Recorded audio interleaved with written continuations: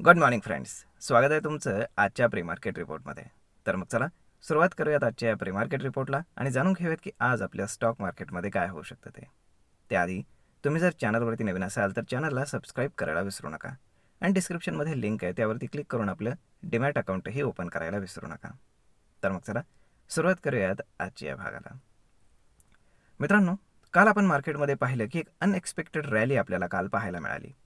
Basically काय झालं होतं की शुक्रवारी मार्केट पडलं होतं कारण शनिवार रविवारमध्ये भारत पाकिस्तानचा जो इश्यू आहे तो एक्स्केलेट होऊ शकतो असा एक अंदाज होता. परंतु एक साधी गोष्ट आहे की पाकिस्तान स्वतःहून मान्य करत नाही आहे की हा हल्ला आम्ही केला आहे. ओके, त्यामुळे भारत डिरेक्टली पाकिस्तानवरती अटॅक करू शकत नाही हे लक्षात ठेवा. म्हणजेच काय की फुल स्केल वॉर होण्याची शक्यता खूप कमी आहे. मग भारत काय करणार?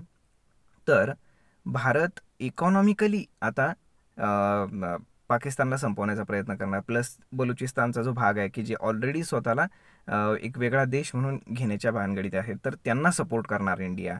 आणि ते होतच असतं कारण जनरली इंटरनॅशनल पॉलिटिक्स असंच चालतं. आणि सगळ्यात महत्त्वाची गोष्ट, शिमला करार रद्द झाल्यामुळे आता एक गोष्ट वरती येते, ती म्हणजेच की जर भारताला काही मिलिटरी ॲक्शन करायची असेल तर ती POKमध्ये होऊ शकते. ओके, आता साहजिकच आहे की आता इमिजिएट रिटेलिएट करण्यात कुठलाच सेन्स बनत नाही. त्याचं कारण असं की सुरुवातीला कुठलाही समोरचा जो प्रतिस्पर्धी असतो तो 100% तयार असतो. परंतु एक 10-15 दिवस गेले, 15-20 दिवस गेले, 2-3 आठवडे गेले, तर तेव्हा तो समोरचा प्रतिस्पर्धी देखील शांत बसतो की काही होत नाही यांच्याकडनं. परंतु रिटॅलिएशन नेहमी तेव्हाच होत असतं, हे लक्षात ठेवा. जसं तुम्ही पाहिलं असेल की कुठल्याही युद्धामध्ये असेल की युद्ध नेहमी अचानक होतं, ते सांगून होत नाही. परंतु रिटॅलिएशन मात्र अशा पद्धतीनेच होतं, हे लक्षात ठेवा. म्हणजेच काय की सध्या मार्केटची ट्रेजेक्टरी जी आहे ती अपसाईड आहे. ओके, परंतु एक डीप मार्केटमध्ये येण्याची शक्यता आहे येणाऱ्या 15 ते 20 दिवसांमध्ये due to India Pakistan war tension. मग आता ती कधी येईल, कशी येईल ते सांगता येत नाही. ओके, त्यासाठी आपण तयार असलं पाहिजे. आता येऊयात आजच्या मार्केटकडे.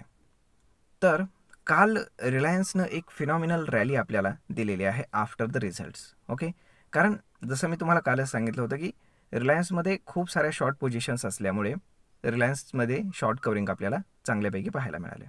ओके, जर आपण FIS-DIAचा डेटा जर कालचा पाहिला तर दोघेही पॉझिटिव्ह आहेत. 2,500 कोटींच्या आसपास दोघांनीही बाईंग केलेलं आहे. त्यामुळे मार्केटमध्ये पॉझिटिव्हनेस आहे, एवढं मात्र खरं, कारण मोठमोठे प्लेयर्स बाईंग करताना आपल्याला दिसत आहेत.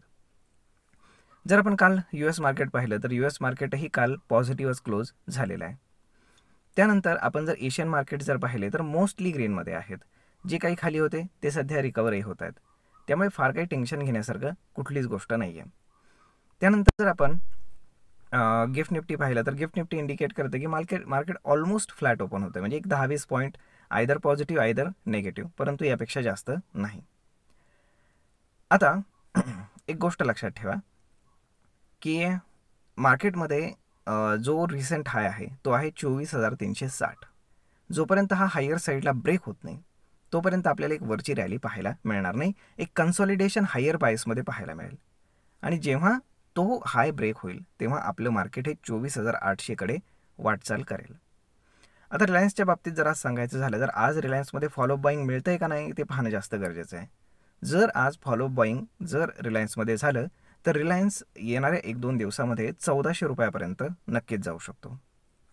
त्यानंतर मग पुढे त्याच्यामध्ये मे बी प्रॉफिट बुकिंग येऊ शकतं, कारण 5.5%चा मूव्ह त्याने काल एका दिवसामध्येच दिलेला आहे की जे एवढ्या मोठ्या स्टॉकसाठी खूप प्रचंड मोठे रिटर्न्स झालेले आहेत.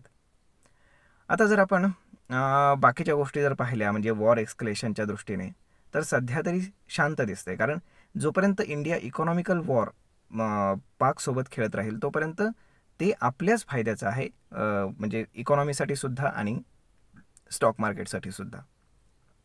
परंतु एक गोष्ट मात्र आहे की POKमध्ये मिलिटरी ॲक्शन होण्याची शक्यता खूप जास्त आहे. त्या दृष्टीने प्रयत्न सगळ्यांचे चालू आहेत, म्हणजे हायर लेवलला. त्यामुळे एक तर आपल्याला झटका बसणार आहे स्टॉक मार्केटमध्ये, हे मात्र तुम्ही पकडून चला. त्यासाठी तुमच्याकडे कॅश अवेलेबल असली पाहिजे. मे बी मग तुमच्याकडे आत्ता असलेले पैसे जे आहेत तर त्याच्यामध्ये तुम्ही far out of the money call option sell करू शकता. त्यानंतर तुम्ही त्याला मॅनेज करू शकता आणि जेव्हा काय हा फॉल येईल तेव्हा तुमच्याकडे बाईंग करण्यासाठी पैसे असले पाहिजेत, कारण खरे पैसे डीपमध्ये बाईंग करूनच मिळतात.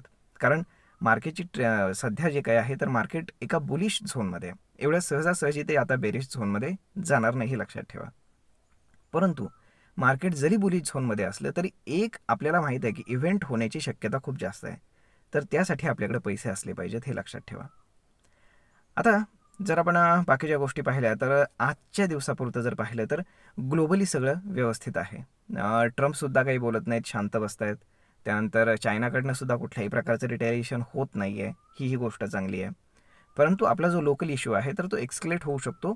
त्या दृष्टीनं फक्त आपल्या लोकल न्यूजवरती सगळ्यात जास्त आपलं लक्ष पाहिजे आणि सगळ्यात आधी आपण ती इन्फॉर्मेशन घेऊन त्या पद्धतीनं ॲक्ट केलं पाहिजे.